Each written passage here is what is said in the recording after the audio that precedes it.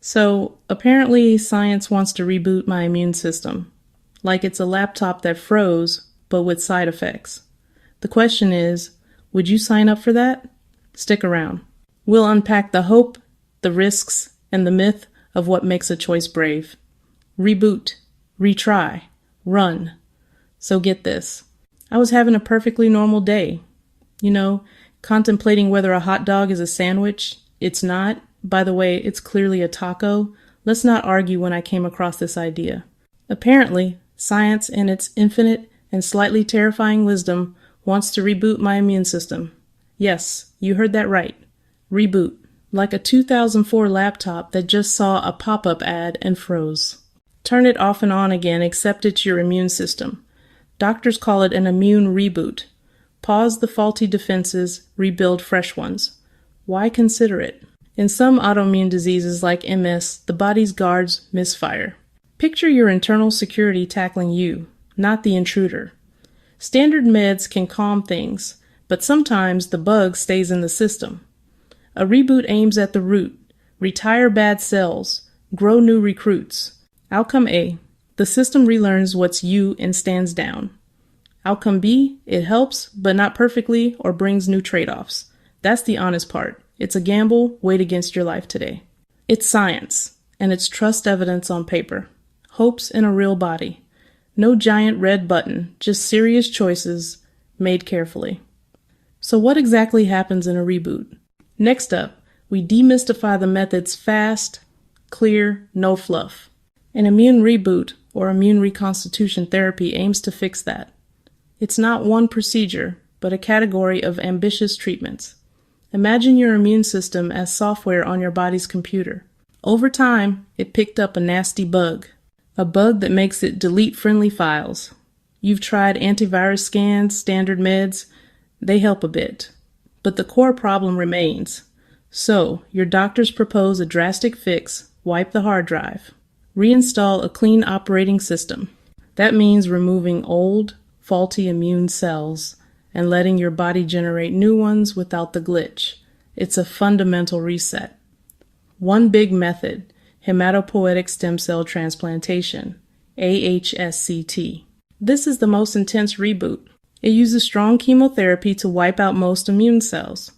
Then they reintroduce stem cells, often your own. Those stem cells go to bone marrow and rebuild your immune system. Like demolishing a house to the foundation and rebuilding it. But there are other options. So immune reboot can mean a full overhaul or a more focused intervention. Now that we've got the what down, let's talk about the why. You might wake up wondering if today is a good day or a bad day. You might wonder if you'll have the energy for work, or if a sudden relapse is just around the corner. It's a life filled with uncertainty. An immune reboot offers a tantalizing alternative to that uncertainty. The promise isn't just about managing symptoms, it's about fundamentally changing the course of the disease. Some trial data, while still evolving, has shown remarkable results for certain people. Patients have gone years, sometimes many years, without new disease activity. No new lesions on MRI scans. For some, progression of disability has halted. Imagine what that means in real-world terms. Freedom to plan a vacation without a contingency plan for a flare-up, confidence to take on a new project at work, confidence to keep up with your kids without fearing your body will betray you. This isn't a magic cure. Researchers and doctors are clear about that. But it is about inducing long-term, treatment-free remission.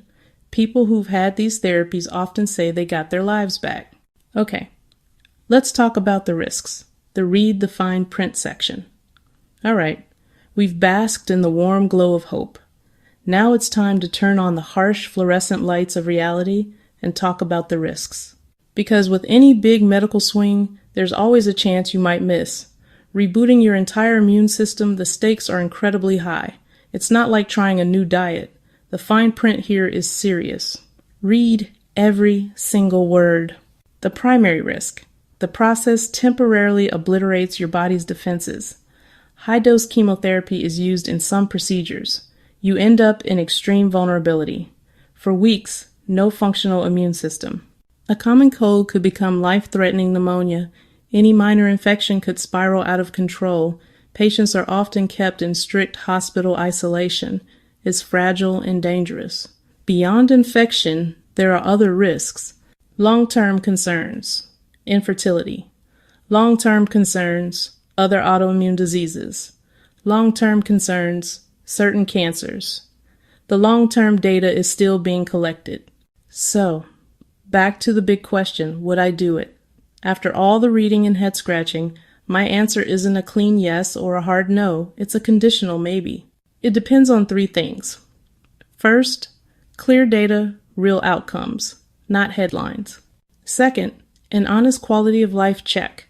Will I feel well enough to live my life, not just survive it?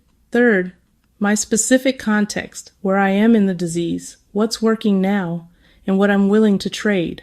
One myth we're tossing out: the riskiest option isn't automatically brave, and the safer path isn't fear.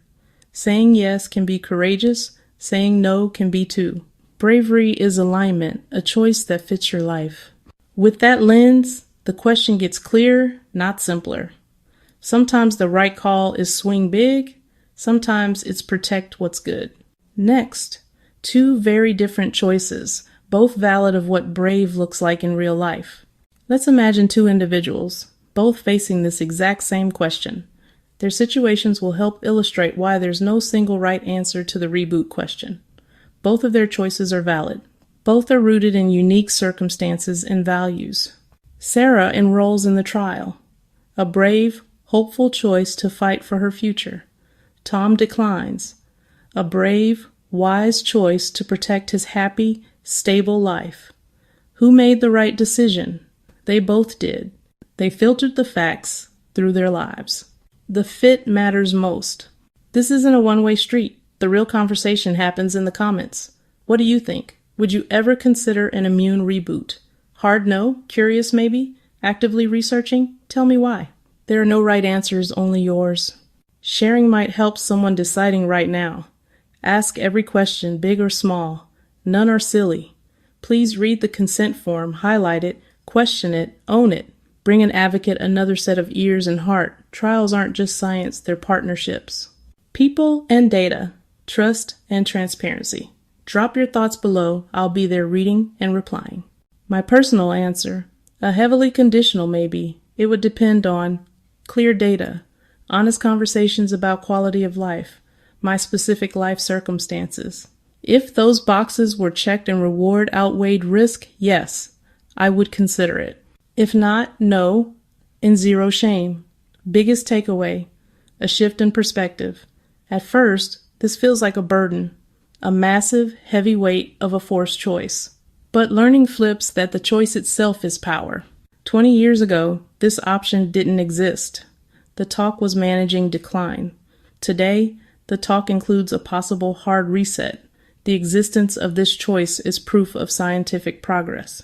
It's a sign of hope. Having options means you are not trapped. You're in the driver's seat of your healthcare. You get to weigh the pros. You get to weigh the cons. You decide what level of risk you'll accept. You define what a win looks like for you. The power isn't saying yes or no. The power is the ability to choose.